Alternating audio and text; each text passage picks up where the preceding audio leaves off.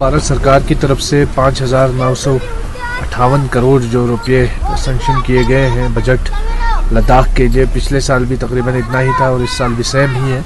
लेकिन सबसे बड़ी जो मुश्किल ये है कि 2 साल कबल हमारे ऑनरेबल होम मिनिस्टर साहब ने प्रॉमिस किया था कि लद्दाख का जो बजट होगा वो नॉन लैप्सेबल होगा, लेकिन अनफॉर्चुनेटली लैप्सेबल होने की वजह से यहाँ शॉर्ट सीज़न वर्किंग सीज़न होता है और इस वजह से आधे से ज़्यादा पैसा जो है वो लैप्स कर जाता है।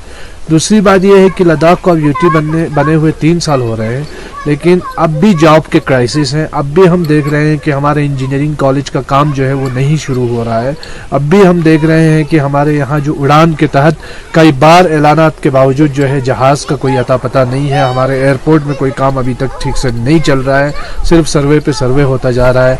हम ये देख रहे हैं कि यहाँ पे कोई इंफ्रास्ट्रक्चर लद्दाख की यूटी बनने के बाद ग्राउंड में हमें कुछ नज़र नहीं आता है। यहाँ टूरिज्म के शोबे में भी बिल्कुल ना के बराबर कंस्ट्रक्शन है, कोई कंस्ट्रक्शन नहीं है।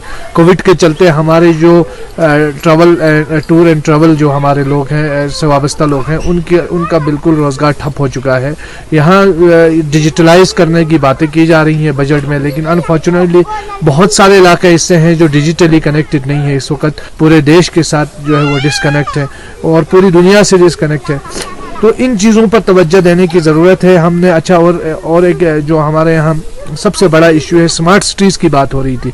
स्मार्ट सिटीज़ को लेकर के भी कोई ग्राउंड में कोई कंक्रीट काम हमें नज़र नहीं आता है। तो स्मार्ट सिटीज़ भी एक बहुत बड़ा झूठ के अलावा हमें कुछ नज़र नहीं आया।